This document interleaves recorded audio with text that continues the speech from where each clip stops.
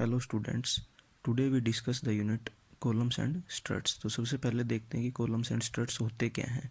Struts हमारे कोई भी इंक्लाइंड मेंबर्स होते हैं which are subjected to compressive loads. जैसे हम यहाँ पे देख रहे हैं, जो स्ट्रक्चर है थीटा एंगल पे इंक्लाइंड है और इसके ऊपर कंप्रेसिव लोड लगा हुआ है, तो इस टाइप के स्ट्रक्चर्स को हम बोलते हैं स्ट्रट्स। और कोई भी स्ट्रट जब 90 डिग्री पे इंक्लाइंड होती है यानी वर्टिकल होती है और कंप्रेसिव लोड उसके ऊपर लगे होते हैं, तो उस स्ट्रक्चर को हम अलग से नाम देते हैं कॉलम्स। तो नेक्स्ट देखते हैं टाइप्स ऑफ कॉलम्स। तो कॉलम्स हमारे 3 टाइप्स के होते हैं, that is short columns, intermediate columns and long columns. Short columns वो कॉलम्स होते हैं जिनमें L/D की रेशियो लेस देन 8 होती है या स्लेंडरनेस रेशियो लेस देन 32 होती है। अब स्लेंडरनेस रेशियो हम किसे बोलते हैं? स्लेंडरनेस हमारी रेशियो होती है, ratio of effective length of column to the minimum radius of जाइरेशन।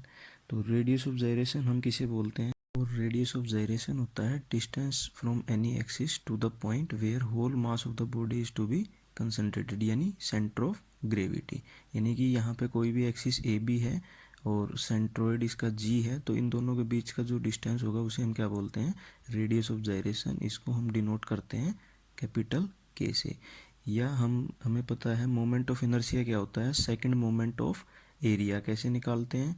That is product of area and square of the distance. तो यहाँ से के की हम वैल्यू निकालते हैं √I डिवाइड बाय ए। तो यहाँ से दो वैल्यूज हमारी निकलती हैं, एक हम निकालते हैं KXX और KYY। दोनों में से जो हमारी स्मॉल होती है, लिस्ट होती है, उसे हम क्या बोलते हैं? Minimum radius of gyration. और शॉर्ट कॉलम्स का जो फेलियर होता है हमारा, वो mainly due to direct compressive stresses की वजह से होता है। तो इसलिए हम इसके अंदर रैंकाइंस थ्योरी का यूज़ करते हैं for the designing of short columns. Next आता है इंटरमीडिएट कॉलम्स। तो इंटरमीडिएट कॉलम्स हम किसे बोलते हैं? जिनमें L/D की जो रेशियो होती है हमारी, वो ग्रेटर देन 8 होती है बट लेस देन 30 होती है, या स्लेंडरनेस रेशियो हमारी ग्रेटर देन 32 होती है बट लेस देन 120 होती है। नेक्स्ट आता है लॉन्ग कॉलम्स। लॉन्ग कॉलम्स होते हैं हमारे जिनमें L/D की रेशियो ग्रेटर देन 30 होती है और slenderness ratio is greater than 120। Long columns जो होते हैं वो हमारे फेल होते हैं due to buckling load. Long columns का जो फेलियर होता है वो केवल बकलिंग स्ट्रेसेस के कारण होता है। बकलिंग स्ट्रेसेस जो होती हैं हमारी, वो बकलिंग लोड के कारण डेवलप होती हैं। और बकलिंग लोड हमारे कौन से होते हैं? वो मैक्सिमम लोड जिनकी वजह से कॉलम के अंदर लेटरल डिस्प्लेसमेंट आती है, या हम बोल सकते हैं कि कॉलम हमारा बीच से बेंड होना स्टार्ट कर देता है। नेक्स्ट देखते हैं स्ट्रेंथ ऑफ कॉलम हमारी किस पे डिपेंड करती है? स्ट्रेंथ ऑफ कॉलम हमारी स्लेंडरनेस रेशियो पे डिपेंड करती है। जितनी ज़्यादा स्लेंडरनेस रेशियो होगी उतनी ही जो कॉलम की स्ट्रेंथ है वो कम हो जाएगी। और जो कॉलम की स्ट्रेंथ होती है वो हमारी उनकी एंड कंडीशंस पे भी डिपेंड करती हैं। तो एंड कंडीशंस देखते हैं कौन कौन सी एंड कंडीशंस होती हैं कॉलम की। कॉलम की 4 एंड कंडीशंस होती हैं, that is both ends hinged column, hinged और पिन जॉइंटेड कॉलम। नेक्स्ट है one end fixed end other and free. Third one end fixed end other and pin jointed. And fourth is both ends fixed. ये जो first condition आप देख रहे हैं ये है बोथ एंड्स हिंज्ड कॉलम। ये दोनों एंड्स पे क्या है? पिन जॉइंटेड है। और यहाँ हम देख सकते हैं कि इसके अंदर लेटरल डिस्प्लेसमेंट किस तरीके से आती है। और इस कॉलम के अंदर जो हम इक्विवेलेंट लेंथ लेते हैं वो equal to length of the column लेते हैं। इक्विवेलेंट लेंथ होती है हमारी अनसपोर्टेड लेंथ, या हम कह सकते हैं कि जितनी लेंथ पे हमारी जो डिफॉर्मेशन होती है उसको हम बोलते हैं इक्विवेलेंट लेंथ या effective length of the column. Next condition है one end fixed end other end is free. तो इसमें इस तरीके से हमारी क्या होती है? लेटरल डिस्प्लेसमेंट आती है और इसके अंदर इफेक्टिव लेंथ जो होती है हमारी वो इक्वल टू 2L होती है। नेक्स्ट कंडीशन है one end fixed end other end is pin jointed. इसके अंदर जो हमारी इफेक्टिव लेंथ होती है वो L/√2 होती है। एंड लास्ट कंडीशन है बोथ एंड्स फिक्स्ड कॉलम। ये जो कॉलम हमारा दोनों एंड से फिक्स्ड है और इसके अंदर जो इफेक्टिव लेंथ है वो L/2 के बराबर होती है। नेक्स्ट टॉपिक है फेलियर ऑफ कॉलम्स, यानी कॉलम्स का जो फेलियर होता है वो किन कारणों से होता है। तो कॉलम का जो फेलियर होता है वो 2 कारण से होता है। First is due to buckling load and second is due to crushing load. तो बकलिंग लोड जैसे हमने पहले ही पढ़ा है, बकलिंग लोड क्या होता है, the maximum compressive load at which the column starts buckling. Buckling का मतलब होता है कि जहाँ पे जिस लोड पे हमारी कॉलम के अंदर लेटरल डिस्प्लेसमेंट स्टार्ट हो जाती है उस लोड को क्या बोलते हैं हम, बकलिंग लोड। बकलिंग लोड को हम क्रिपलिंग लोड भी बोलते हैं और क्रिटिकल लोड भी बोलते हैं। जो लॉन्ग कॉलम्स होते हैं वो जनरली फेल होते हैं due to buckling loads. And next is crushing load. Crushing load वो मैक्सिमम लोड होता है जिसकी वजह से हमारा जो कॉलम है वो डायरेक्टली सडनली क्रश हो जाता है। जितने भी हमारे शॉर्ट कॉलम्स होते हैं वो जनरली फेल होते हैं due to crushing loads. Next है सेफ लोड। सेफ लोड हम कैसे निकालते हैं, it is the ratio of buckling और crushing load to the factor of safety. जो बकलिंग और क्रशिंग लोड होते हैं वो हमारी क्या होती है, मैक्सिमम लिमिट होती है। तो जब भी हम किसी भी कॉलम को डिज़ाइन करते हैं तो उसके अंदर हम सेफ लोड को कंसीडर करते हैं। नेक्स्ट टॉपिक हमारा यूलर्स फार्मूला। तो यूलर्स फार्मूला को ड्राइव करने से पहले इसकी कुछ एजम्पशंस हैं जिनको हमें कंसीडर करना पड़ता है। तो फर्स्ट एजम्पशंस जो हमारी वो क्या है, the column is initially straight, यानी कॉलम जो हमारा वो इनिशियली स्ट्रेट होना चाहिए और जो कंप्रेसिव लोड हम अप्लाई करेंगे वो क्या होगा, एग्जैक्टली एक्सियल होगा। जो मटेरियल होगा वो परफेक्टली होमोजीनियस होगा, यानी हर डायरेक्शन के अंदर जो उसकी स्ट्रेंथ होगी वो सेम होगी। और जो पिन जॉइंट्स हैं वो फ्रिक्शन लेस होंगे। और the weight of the column it self is neglected, यानी जो वेट खुद का वेट है कॉलम का उसको क्या करेंगे हम यहाँ पर नेगलेक्ट करेंगे। और जो कॉलम का फेलियर होगा वो ड्यू टू बकलिंग, यानी केवल बकलिंग लोड के कारण होगा। जो यूलर्स थ्योरी हमारी यूज़ होती है, यूलर्स फार्मूला को हम अप्लाई करते हैं वो मेनली लॉन्ग कॉलम्स के लिए अप्लाई करते हैं। तो देखते हैं यूलर्स फार्मूला होता क्या है। ये होता है P is equals to pi square E I divide by L E का स्क्वेयर।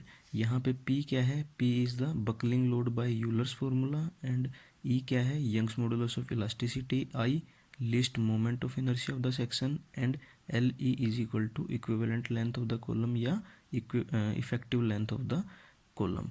तो यहाँ पर I जो हमारा मोमेंट ऑफ इनर्शिया वो लिस्ट इसलिए लेते हैं हम क्योंकि जो बकलिंग होती है वो उस एक्सिस में पहले होती है जहाँ पे मोमेंट ऑफ इनर्शिया हमारा मिनिमम होता है।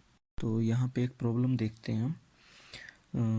दिया हुआ है a hollow steel tube of 200 mm external diameter 20 mm thick is 4 meter long and used as a column if one end is fixed and other end is hinged.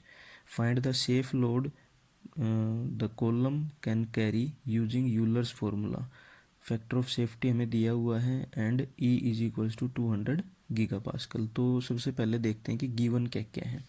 एक होलो steel tube हमें दी हुई है जिसका एक्सटर्नल डायमीटर दिया हुआ है 200 mm और thickness दी हुई है 25 mm। तो एक्सटर्नल डायमीटर 200 mm, थिकनेस हमारी 25 mm दी हुई है, लेंथ कितनी दी हुई है 4 मीटर। 4 मीटर को हम कन्वर्ट कर देते हैं mm के अंदर, is equal to 4000 mm। Factor of safety दिया हुआ है इक्वल टू 2। तो यहाँ से जब हम इंटरनल डायमीटर निकालते हैं, इंटरनल डायमीटर कैसे निकालेंगे, outer diameter minus 2 into thickness, यानी ट्वाइस ऑफ थिकनेस हम क्या कर देंगे, सबट्रैक्ट कर देंगे। तो जो इनर डायमीटर है वो हमारा आ जाएगा यहाँ पर 200 माइनस 50 इज इक्वल टू 150 mm। तो हमें पता है कि यूलर्स फार्मूला क्या होता है, that is buckling load is equals to pi square E I divide by L E का स्क्वेयर। यहाँ पे ई क्या है, गिवन दिया हुआ है आपको, Young's modulus of elasticity 200 giga pascal. Next i is equal to moment of inertia. तो मोमेंट ऑफ इनर्शिया यहाँ पे दो एक्सिस के अबाउट निकालेंगे हम, about x axis and about y axis. दोनों में से जो वैल्यू हमारी लिस्ट होगी या मिनिमम होगी वो वैल्यू हम यहाँ पर यूज़ करते हैं। तो यहाँ पे सर्कुलर सेक्शन आपको दिया हुआ है, यहाँ पे आई एक्स एक्स और आई वाई दोनों क्या हैं आपके इक्वल हैं, तो दोनों कोई भी वैल्यू हम यहाँ पर यूज़ कर लेंगे। एल ई क्या होता है हमारा, इफेक्टिव लेंथ ऑफ कॉलम होती है। इफेक्टिव लेंथ हम कहाँ से निकालते हैं, ये हमारी डिपेंड करती है एंड कंडीशन ऑफ कॉलम पे। तो यहाँ पे जो एंड कंडीशन दी हुई है वो क्या दी हुई है कि जो कॉलम है उसका एक एंड क्या है, फिक्स है और अदर एंड क्या है, हिंज्ड है। तो वन एंड फिक्स्ड और अदर एंड हिंज्ड कॉलम के लिए जो इक्विवेलेंट लेंथ होती है वो हमारी किसके बराबर होती है, एल बाई रूट टू के बराबर। तो यहाँ से हमारे पास वैल्यू आ जाएगी 4000 divide by root two is equal to 2828.43 mm। अब मोमेंट ऑफ इनर्शिया निकालते हैं। मोमेंट ऑफ इनर्शिया मैंने बताया आपको कि कोई भी वैल्यू हम यूज़ कर सकते हैं, दोनों क्या होंगी, इक्वल होंगी, आई एक्स एक्स भी और आई वाई वाई भी। हमें पता है moment of inertia for circular section क्या होता है, π/64 इंटू डी की पावर 4 होता है, किसके लिए, फॉर सॉलिड सर्कुलर सेक्शन। तो होलो के लिए ये होता है π/64 कैपिटल डी की पावर 4 माइनस स्मॉल डी की पावर 4। कैपिटल डी क्या है हमारा एक्सटर्नल डायमीटर और स्मॉल डी क्या है हमारा इंटरनल डायमीटर। तो यहाँ पे मैंने लिखा है आई मिनिमम, या जो हमारी लिस्ट वैल्यू होती है, लिस्ट मोमेंट ऑफ इनर्शिया। तो यहाँ पर हम वैल्यू पुट कर देंगे, external diameter is equal to 200, internal diameter is equal to 150। तो यहाँ से हमारी वैल्यू आ जाएगी, यूनिट क्या आएगी इसकी, mm की पावर 4।